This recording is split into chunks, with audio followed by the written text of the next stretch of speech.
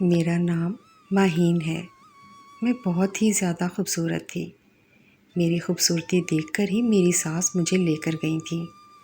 ان کا ایک ہی بیٹا تھا، لیکن 7 بیٹیاں تھیں، جس میں سے صرف 2 بیٹیوں کی شادی ہوئی تھی۔ میں ایسے گھر میں نہیں جانا چاہتی تھی جس میں 5 نندیں ہوں، لیکن اور کوئی چارہ نہیں تھا، کیونکہ میرے بابا نے میرے ہونے والے سسر کے ساتھ کوئی کاروبار شروع کیا تھا اور ان دونوں کا گھاٹا ہو گیا تھا۔ اب وہ یا تو ایک دوسرے سے رشتہ بنا لیتے، ورنہ بہت بڑی دشمنی بن جانی تھی اور ہم لوگ زیادہ مشکل میں پڑ جاتے۔ میرے بابا نے کہا، تو نے میری جان بچانی ہے تو میری پیاری بیٹی ہے تو اس کی بیٹے سے شادی کر لے، رشتہ داری ہو جائے گی تو وہ ہم سے پیسوں کا مطالبہ بھی نہیں کریں گے، ورنہ ہمیں عدالت میں لے جائیں گے۔ میں نے کہا، ایسے گھر میں میری کیا عزت ہوگی؟ تو میرے پاپا نے کہا، عورت کی ویسے بھی سسرال میں عزت نہیں ہوتی، تو اپنے شوہر پر قابو کرنا، اس کو اپنی میٹھی میٹھی باتوں میں الجھا لینا اور اس گھر سے الگ ہو جانا، جبکہ یہ اتنا آسان نہیں تھا، کیونکہ وہ ایک اکلوتا بیٹا تھا۔ اس کا نام علی تھا۔ میرے ماں باپ نے اپنی جان بچانے کے لیے میری شادی کروا دی۔ ہم لوگ تو شہر میں رہتے تھے، لیکن یہ لوگ گاؤں میں رہتے تھے۔ جب میری شادی ہوئی تو شادی والے دن ہی میری ساس بس یہی کہہ رہی تھی کہ مجھے تو جلدی ہی پوتے یا پوتے کی شکل دیکھنی ہے، گھر میں رونق لگی رہے تو اچھا ہے۔ میری ساس کو بچے پیدا کرنے کا بہت شوق تھا۔ دیکھ کر تو ایسا لگتا تھا کہ شاید بیٹے کے لیے بیٹیاں پیدا کی ہیں، لیکن ایسی کوئی بات نہیں تھی۔ اصل میں ان کو بچے بہت پسند تھے، اسی لیے انہوں نے اتنے سارے بچے پیدا کیے تھے۔ جیسا میں نے سوچا تھا ویسا میرے ساتھ اس گھر میں کچھ نہیں ہو رہا تھا۔ میرے ساتھ کوئی برا سلوک نہیں کیا جا رہا تھا، بس ویسے ہی ہو رہا تھا جیسا بہو کے ساتھ ہوتا ہے۔ پہلے دن سے ہی بچے کی باتیں شروع ہو گئی تھیں۔ شادی ہو گئی ہے تو جلد از جلد بچہ پیدا ہونا چاہیے، لیکن جب پہلا مہینہ گزر گیا تو میری ساس نے تبھی سے عجیب سا منہ بنا لیا اور میں حیران رہ گئی کہ رات کے ٹائم ہی وہ میرے شوہر سے کہہ رہی تھی کہ کل اس کو ڈاکٹر کے پاس لے جانا، اس کے ہاں اولاد کیوں نہیں ہوئی۔ میں حیران رہ گئی کہ ابھی تو صرف 1 ہی مہینہ ہوا تھا۔ یہ کس قسم کے لوگ تھے؟ مجھے صرف بچہ پیدا کرنے کے لیے لائے تھے۔ میں نے اپنے شوہر سے کہا تو اس نے کہا کہ جو امی کہیں گی وہی ہوگا، تو میں زیادہ بولنے کی ضرورت نہیں ہے۔ میں بہت پریشان رہتی تھی۔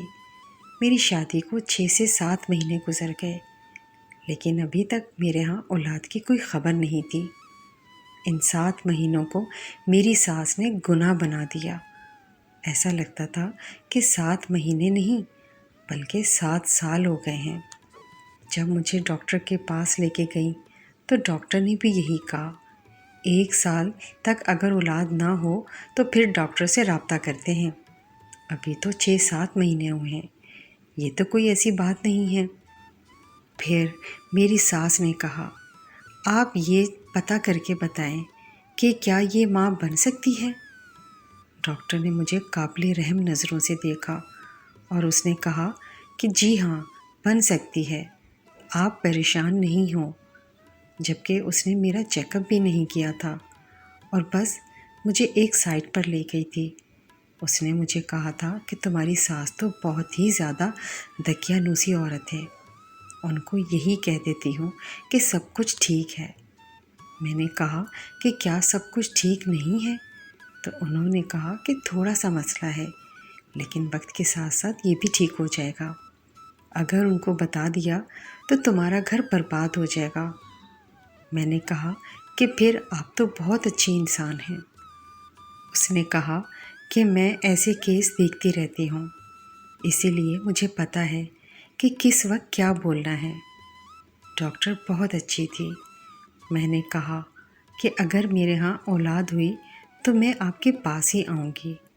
اس نے کہا کہ ٹھیک ہے، میں اسی ہسپتال میں ہوتی ہوں، اور 24 گھنٹے موجود رہتی ہوں۔ اگر کبھی نہیں ہوں تو فون کروا کے مجھے بلوا لینا۔ ڈاکٹر کا نام فریحہ تھا۔ مجھے تو ڈاکٹر بہت اچھی لگ گئی، لیکن ابھی میرے ہاں کوئی خوشخبری نہیں تھی۔ ڈاکٹر نے کہا تھا کہ تھوڑا سا مسئلہ ہے، لیکن اتنا زیادہ نہیں۔ اسی طرح 4-5 مہینے اور گزر گئے اور میری ساس نے سب کو کہنا شروع کر دیا، میری بہو تو بانجھ ہے، میری بہو تو بانجھ ہے۔ جب محلے سے کوئی عورت آتی اس کو بھی یہی کہتی، کسی شادی میں جاتی تو وہاں پر بھی یہی بات ہوتی کہ میری بہو بچہ نہیں پیدا کر سکتی، بانجھ ہے۔ بس ایسے ہی اٹھا کر لے آئے ہیں۔ بیٹی کی زندگی برباد ہو گئی ہے۔ میرے لیے یہ سب کچھ بہت زیادہ مشکل تھا۔ ایسا لگتا تھا کہ مجھے ٹارچر کیا جا رہا ہے۔ مجھے کچھ سمجھ نہیں آتی تھی کہ کہاں جاؤں۔ ساس کے سامنے کوئی بات کرتی تو وہ کہتی تھی، کیسی زبان چلا رہی ہے، آج کل کی لڑکیوں کو تو سب کچھ پتہ ہوتا ہے، جو ان باتوں کا ہمیں شادی کے بعد پتہ چلا، ان کو تو پہلے ہی سب کچھ پتہ ہوتا ہے۔ میرا کہنا تھا کہ کچھ مسئلہ نہیں، سب کچھ وقت کے ساتھ ٹھیک ہو جائے گا، ہو سکتا ہے قدرتی طور پر دیر ہو رہی ہو۔ تو میری ساس کہہ رہی تھی کہ ایسا تو ہو ہی نہیں سکتا، شادی کے پہلے سال میں ہی اولاد پیدا ہو جاتی ہے۔ ہماری جب شادی کی سالگرہ ہوئی تو ہمارا بچہ 3 مہینے کا تھا، 1 سال کے اندر ہی ہم نے بچہ پیدا کر دیا تھا۔ یہ تو شکر ہے کہ میری عمر زیادہ نہیں تھی، نہیں تو اس بات پر بھی مجھے طعنے سننے کو ملتے۔ میرا شوہر تو کچھ بولتا ہی نہیں تھا، بس چپ چاپ بیٹھا رہتا تھا، جو اس کی ماں کہتی تھی وہی کرتا تھا۔ میں بہت زیادہ پریشان تھی۔ پھر اللہ نے کرم کیا کہ ایک دن میری طبیعت زیادہ ہی خراب ہو گئی۔ مجھے حکیم کے پاس لے کے گئے تو حکیم نے کہا کہ یہ ماں بننے والی ہے۔ تب کہیں جا کے سب کو سکون آیا۔ میری ساس کو خوش ہونا چاہیے تھا، لیکن ان کے چہرے پر پریشانی تھی، کیونکہ وہ پورے خاندان میں مجھے بانجھ مشہور کر چکی تھی، اور اب سارے خاندان والے کہتے ہیں کہ آپ تو کہتی تھی کہ آپ کی بہو کبھی بچہ پیدا نہیں کر سکتی، پھر یہ کیسے ہو گیا؟ میں بھی چپ ہو گئی، کیونکہ بالآخر اللہ تعالیٰ نے میری دعائیں سن لی تھی۔ اب مجھے کچھ بولنا نہیں چاہیے تھا۔ میرے ساتھ تو انصاف ہو گیا تھا، کیونکہ میں تو ماں بننے والی تھی۔ جتنا میری ساس کو شوق تھا، مجھے لگا اتنا ہی میرا خیال بھی کیا جائے گا، لیکن میرا بالکل بھی خیال نہ کیا گیا۔ میرے لیے کاموں کے ڈھیر لگے ہوتے تھے، میرے لیے کوئی اچھی چیز نہ آتی۔ شوہر کو کچھ کہتی تو کہتا امی سے پوچھ لو، لے آؤں گا۔ جب امی سے بات کرتا تو وہ کہتی کہ کوئی ضرورت نہیں ہے، ہم نے کون سے پھل فروٹ کھائے تھے، پھر بھی 8 بچے پیدا کیے، سارے کے سارے ٹھیک ہیں، کوئی مسئلہ نہیں ہوتا۔ یہ سب عورتوں کے چونچلے ہوتے ہیں، ایسے وقت میں شوہر کو اپنی انگلی پہ لپٹانا چاہتی ہیں، جان بوجھ کے معصوم بن جاتی ہیں۔ کوئی طبیعت خراب نہیں ہوتی، اور عورت کا جسم تو بنا ہی بچہ پیدا کرنے کے لیے ہوتا ہے، تو پھر ایسا تھوڑی ہے کہ اس پر کوئی عذاب نازل ہو جاتا ہے۔ بس اس کی باتیں سنتے جایا کرو اور دوسرے کا اثر نکال دیا کرو، زیادہ سر پر مت چڑھاؤ، نہیں تو پچھتاؤ گے۔ مجھے بہت زیادہ درد ہوتا تھا، مجھے چھوٹے چھوٹے مسئلے بنتے تھے، کیونکہ میرا پہلا بچہ تھا اور وہ بھی اتنے عرصے بعد ہو رہا تھا۔ لیکن جب بھی میں کچھ کہتی تو میرا شوہر کہتا تھا کہ میری ماں کے ساتھ تو ایسا نہیں ہوا، تو پھر تمہارے ساتھ کیوں ہو رہا ہے؟ لیکن ایک دن جب میری بڑی نند آئی ہوئی تھی، وہ بھی ماں بننے والی تھی، اس نے کہا کہ امی پیٹ میں بڑا درد ہو رہا ہے، تو میری ساس نے کہا ہاں ہاں ایسے وقت میں تو درد ہوتا ہے، تم پھل فروٹ کھایا کرو۔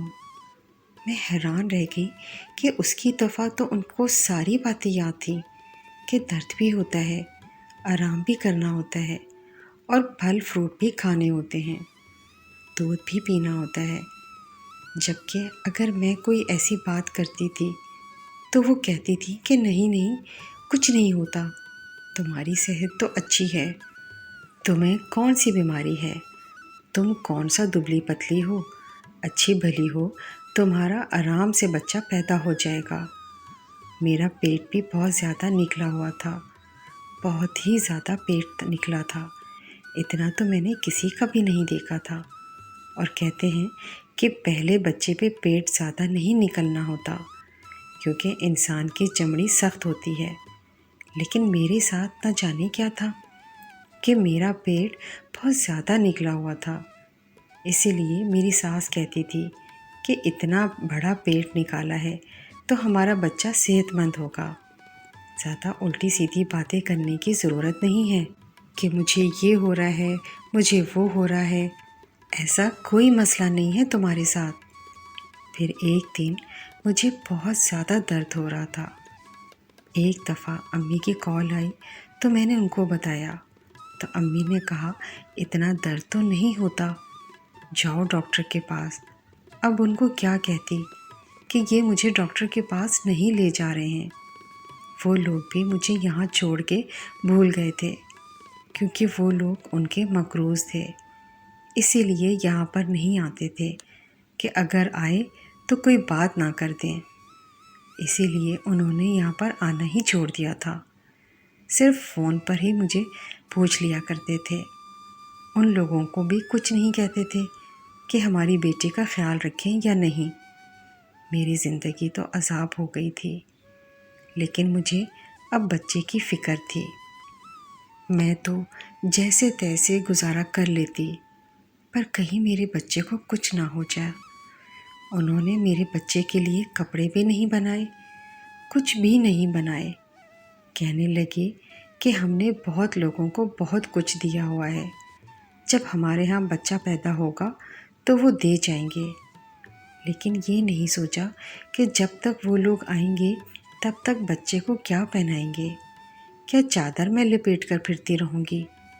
اپنے شوہر سے بات کرتی تھی، ان کے کان پر جوں نہیں رینگتی تھی۔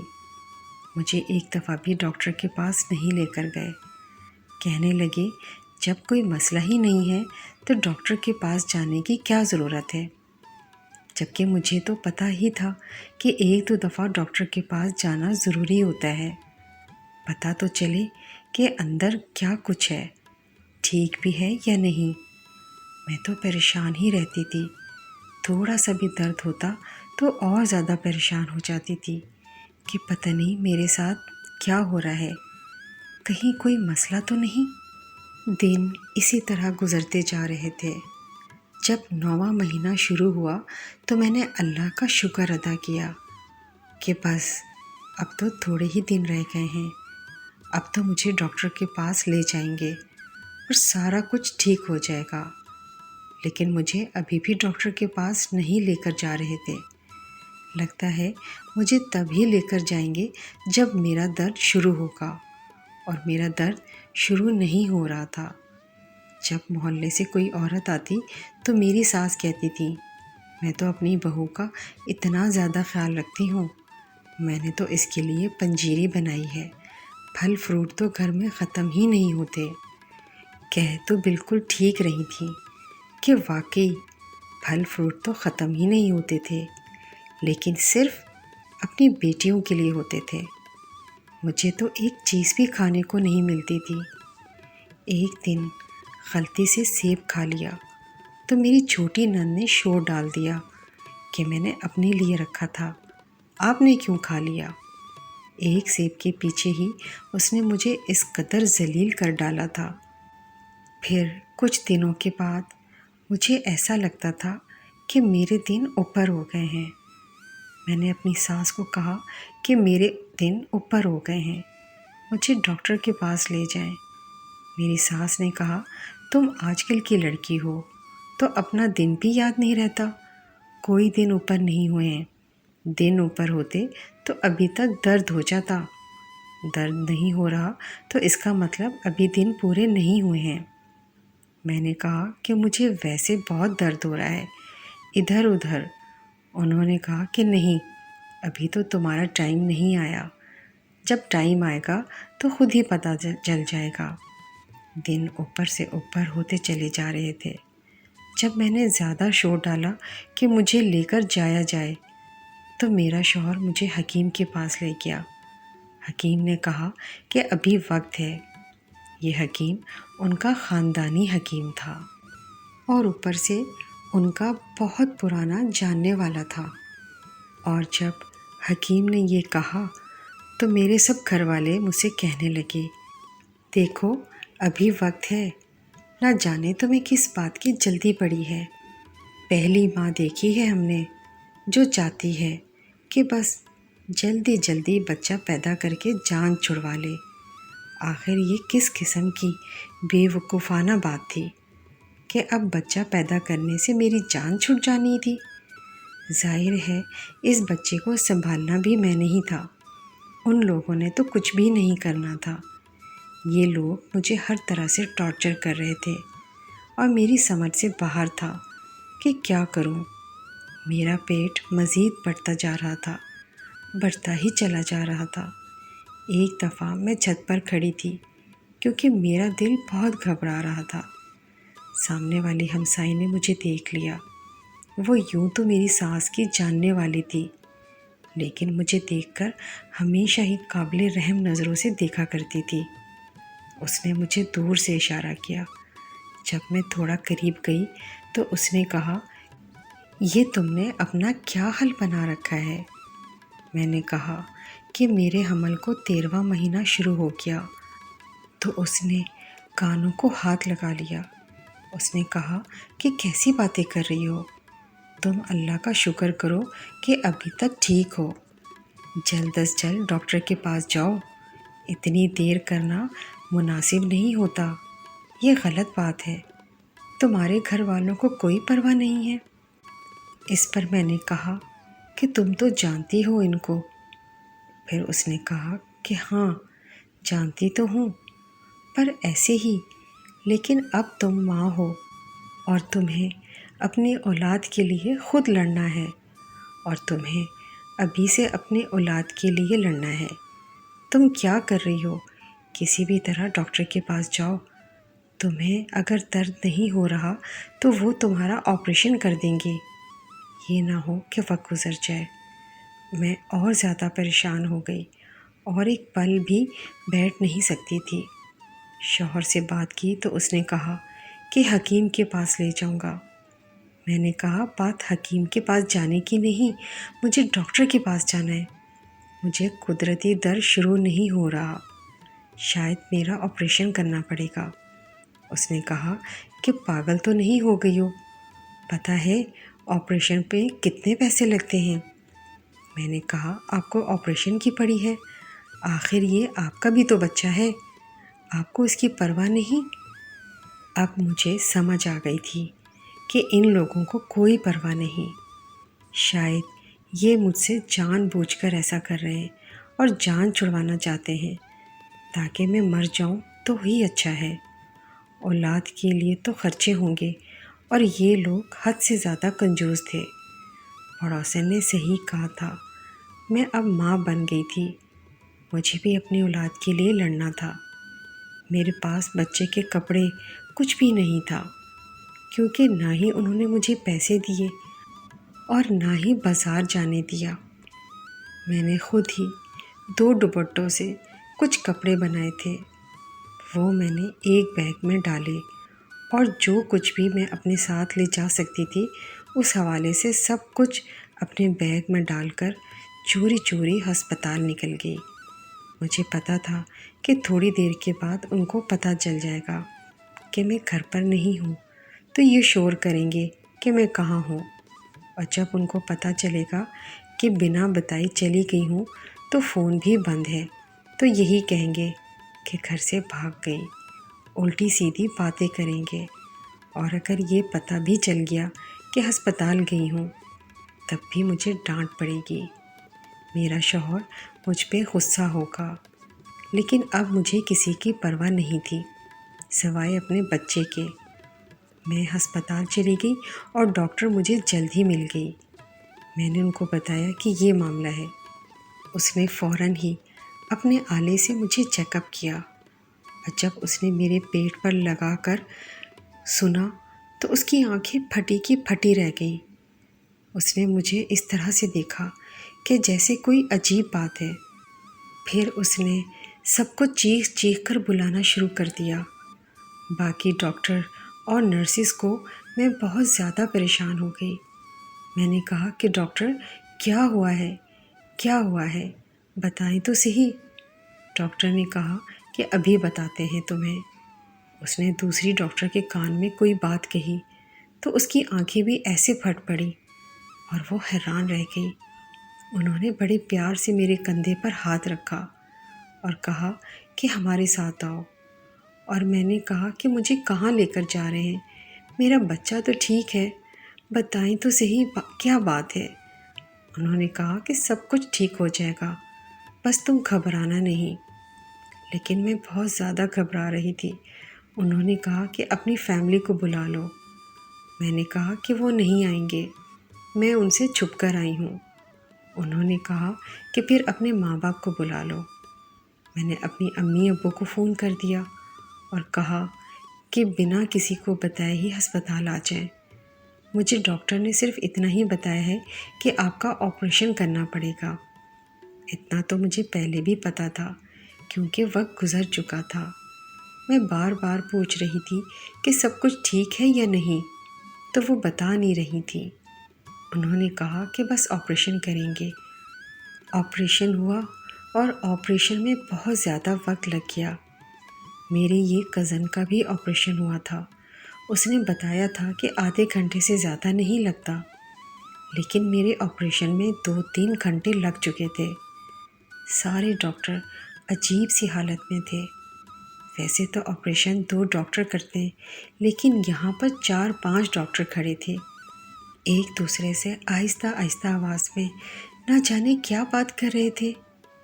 میرا ضرور سے زیادہ ہی خیال کر رہے تھے۔ مجھے نہیں یاد کہ اس کے بعد کیا ہوا۔ مجھے آپریشن تھیٹر سے باہر لے کر جا رہے تھے تو میں بے ہوش ہو گئی۔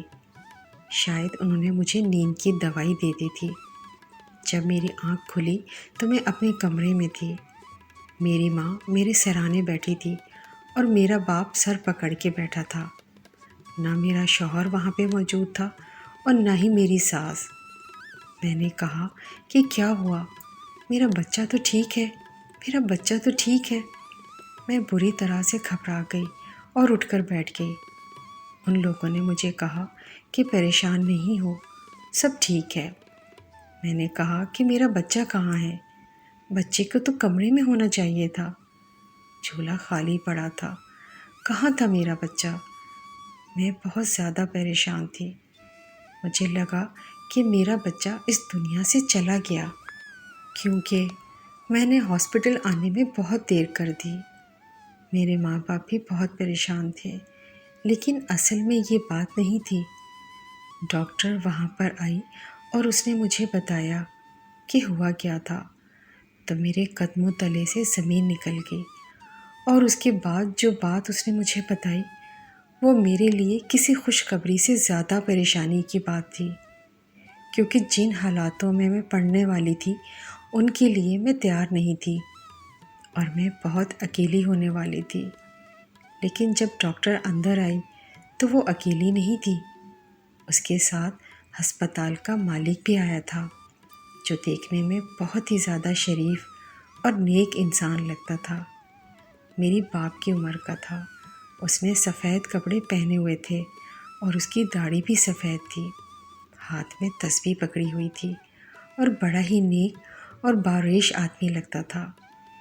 ڈاکٹر فریحہ نے میرا چیک اپ کیا اور پوچھنے لگی کہ ٹھیک ہو گئی، درد تو نہیں ہو رہا؟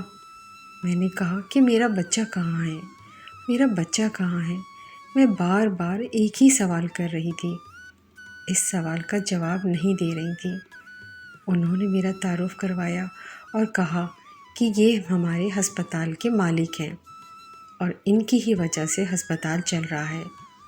ہسپتال میں کچھ چیزیں بہت مہنگی ہوتی ہیں، لیکن غریبوں کے لیے یہ مفت فراہم کرتے ہیں، کیونکہ ان کو صدقہ خیرات کرنے کا بہت شوق ہے، بہت اچھے انسان ہیں۔ میں نے کہا کہ اچھا۔ میں ان کی مروت میں زیادہ بول نہیں رہی تھی، جبکہ دل تو کر رہا تھا کہ چلا چلا کر پوچھوں کہ آخر میرا بچہ کہاں ہے۔ انہوں نے کہا کہ آپ کی وجہ سے ہمارے ہسپتال میں ایک معجزہ ہوا ہے جو آج سے پہلے نہیں ہوا۔ ہمارا ہسپتال بہت مشہور ہو جائے گا۔ تھوڑی دیر بعد ہی ہم میڈیا والے بھی آئیں گے، شاید آپ کا انٹرویو بھی لے، اگر آپ کی اجازت ہو تو۔ میرا شوہر بھی وہاں پر آ گیا اور اس کی ساس بھی۔ انہوں نے کہا کہ اچھا تم یہاں پر بیٹھی ہو، ہم کب سے تمہیں تلاش کر رہے تھے۔ میرے ماں باپ کو انہوں نے کہنا شروع کر دیا کہ آپ کی بیٹی کو ہم فارغ کرا دیں گے۔ جو عورت گھر سے بھاگ جائے ہم اسے واپس نہیں رکھتے۔ پوری رات گزر چکی ہے، پتہ نہیں یہ رات اس نے کہاں گزاری ہے۔ میرے شوہر کے منہ میں جو آ رہا تھا وہ بول رہا تھا۔ میرے باپ نے کہا کہ دیکھ نہیں رہے کہ وہ ہسپتال میں رات گزاری ہے، کس قسم کے آدمی ہو۔ تو میرے شوہر نے کہا کہ میں آپ کی بیٹی کے ساتھ نہیں رہ سکتا، میں اس کو فارغ کر دوں گا۔ میں یہ سن کر حیران رہ گئی۔ تب ڈاکٹر نے کہا آپ نے جو اس لڑکی کے ساتھ کیا ہے نا، آپ کو اس کو چھوڑ ہی دینا چاہیے، کیونکہ آپ اس قابل نہیں ہیں۔ آپ نے ایک ساتھ 13 جانوں کو خطرے میں ڈالا۔ یہ بات ڈاکٹر کے منہ سے نکلی اور میں حیران رہ گئی۔ ڈاکٹر نے کہا کہ ہاں، تمہارے ہاں ایک ساتھ 12 بچے پیدا ہوئے ہیں، جس میں سے 6 بیٹے ہیں اور 6 بیٹیاں۔ مجھے سمجھ ہی نہیں آیا کہ یہ سچ ہو سکتا ہے یا نہیں۔ میں حیران تھی اور باقی سب لوگ بھی میرے شوہر کی شکل دیکھ رہے تھے جو کہ عجیب سے ہو گئے تھے، اور میری ساس کی بھی۔ انہوں نے 1-2 منٹ ایک دوسرے کو دیکھا اور پھر کہا اس عورت نے ایک ساتھ 12 بچے پیدا کر دیے۔ ارے بھائی، یہ عورت ہے یا بھوت؟ کیسے ان بچوں کی پرورش کریں گے ہم؟ کہاں سے اتنا کچھ لائیں گے؟ ہمارے پاس تو پیسے بھی نہیں ہیں۔ اس بوڑھے آدمی نے کہا کہ میں نے تمہارا پہلے ہی حال دیکھا ہے بیٹی، تم نے جس طرح دوپٹے کاٹ کاٹ کر کپڑے بنائے ہوئے تھے، میں جانتا تھا کہ تمہارے ساتھ کچھ برا ہوا ہے۔ مجھے پتہ ہے کہ 12 بچوں کو ایک ساتھ پالنا بہت مشکل ہے، اسی لیے میں اعلان کرتا ہوں کہ ان بچوں کا سارا خرچہ میں اٹھاؤں گا۔ جب تک یہ بچے خود اپنے پیروں پہ کھڑے ہو کے نوکری کرنے کے قابل نہیں ہو جاتے، ان کی صحت، پڑھائی لکھائی، کھانے پینے، دودھ، پیمپر، سب کا خرچ میرے ذمہ ہوگا۔ جب اس شخص نے یہ کہا تو میرا شوہر اور ساس فوراً ہی ایک دوسرے کو دیکھ کر پھر سے آنکھوں ہی آنکھوں میں باتیں کرنے لگی۔ پھر میرے شوہر نے کہا کہ مجھے معاف کر دو۔ میں پریشان ہو گیا تھا۔ دیکھو، بات بھی تو ایسی ہے، چلو گھر چلتے ہیں، اللہ نے ہمیں کتنے سارے بچے دے دیے ہیں۔ میرے شوہر نے یہ بات کی تو میں نے اس کا ہاتھ پیچھے جھٹک دیا۔ پھر میں نے کہا کہ کوئی ضرورت نہیں میرے پاس آنے کی، ابھی تو تم مجھے طلاق دینے کے لیے بیٹھے تھے، کیونکہ تمہیں لگتا تھا کہ میں نے یہ رات کہیں اور گزاری ہے، اور تم تو ان بچوں کا خرچہ نہیں اٹھانا چاہتے تھے، اور اب جب تمہیں یہ پتہ چلا ہے کہ خرچہ کوئی اور اٹھانے والا ہے تو تمہیں کوئی مسئلہ نہیں۔ میں نے اپنے ماں باپ کو کہا کہ مجھے اس آدمی کے ساتھ نہیں جانا۔ میں وہاں سے اپنے گھر چلی گئی۔ میرے شوہر کو اپنی غلطی کا احساس ہو گیا۔ وہ بار بار میرے گھر آتا تھا۔ میرے ماں باپ نے ایک ہی شرط رکھی کہ اگر اپنی بیوی اور بچوں کو لے کر جانا ہے تو تمہیں الگ گھر میں رہنا ہوگا۔ میرے شوہر نے کہا کہ میں ایسا نہیں کر سکتا، تو میرے ماں باپ نے کہا کہ پھر ہماری بیٹی کو چھوڑ دو، تمہارے لیے آسانی ہی تو پیدا کر رہے ہیں، اپنی ماں کے ساتھ ہی رہو جس نے تمہاری بیوی اور بچوں کی جان خطرے میں ڈالی، تمہارے کان بھرے، اور وقت پہ ہماری بیٹی اگر ڈاکٹر کے پاس نہیں پہنچتی تو یہ سارے بچے بھی مر جاتے اور ہماری بیٹی بھی مر جاتی۔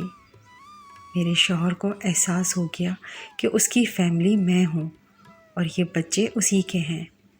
اس نے اپنی ماں سے معذرت کر لی اور کہا کہ میں اپنی بیوی کے ساتھ رہوں گا۔ ہمارے بچوں کا خرچہ وہ بوڑھا آدمی ہی تو اٹھا رہا تھا، کیونکہ ہمارے لیے ممکن نہیں تھا۔ لیکن پھر اس بوڑھے شخص نے میرے شوہر کو اچھی جاب بھی لگوا کر دی تھی، جس سے کہ اور تمام خرچے بھی بہت اچھے طریقے سے چلنے لگے تھے۔ میرے شوہر کا جو فرض تھا وہ اپنے گھر والوں کے لیے بھیج دیا کرتا تھا، اپنی بہنوں کے لیے اور اپنی ماں کے لیے، لیکن وہ رہتا میرے ساتھ ہی تھا۔ اب اسے اپنی غلطی کا احساس ہو گیا تھا اور واقعی یہ ایک اچھا شوہر بن کے میرے ساتھ ان بچوں کو پالنے میں مصروف تھا۔ میرے ساتھ کیا ہوا یہ مجھے اسی لیے نہیں بتایا گیا تھا کہ کہیں میں پریشان نہ ہو جاؤں، میرا بلڈ پریشر نہ بڑھ جائے، کیونکہ اس طرح سے میرا اور میرے بچوں دونوں کے لیے مسئلہ بن جاتا۔ لیکن یہ بات واقعی مشہور ہو گئی، میڈیا میں بھی یہ خبر چلی کہ چھوٹے سے گاؤں میں ایک عورت نے 12 بچوں کو جنم دیا، جس میں سے 6 بیٹے تھے اور 6 بیٹیاں، اور اس اسپتال کے ڈاکٹرز کی قابلیت پر بھی رشک کیا جا رہا تھا، جنہوں نے اتنا مشکل کیس ہینڈل کیا اور ماں سمیت سارے بچوں کی جان بچا لی۔ میری ساس کیا چاہتی تھی یہ تو میں آج تک نہیں سمجھ پائی۔ پہلے ان کو بچے کی خواہش تھی، لیکن بعد میں ان کو بچوں سے ہی نفرت ہو گئی تھی۔ شاید وہ یہی سوچتی تھی کہ اگر بچہ ہو جائے گا تو ان کا بیٹا ان کو بھول جائے گا۔ اللہ کا شکر ہے جس نے میرے بچوں کی خوراک اور پرورش کا انتظام کیا۔ بے شک اللہ کا وعدہ ہے کہ وہ اگر کسی کو اس دنیا میں بھیجتا ہے تو اس کے رزق کا بھی انتظام کر دیتا ہے، ورنہ ان 12 بچوں کو پالنا ہمارے لیے بہت مشکل تھا۔ لیکن اس نیک انسان نے سارا ذمہ اپنے سر لیا اور میرے بچے بہت اچھے طریقے سے پل رہے ہیں اور ان کے لیے ہر اچھی چیز کا انتظام بھی ہو رہا ہے۔ میں اللہ کا شکر ادا کرتی ہوں، ہر سانس میں اللہ کا شکر ادا کرتی ہوں۔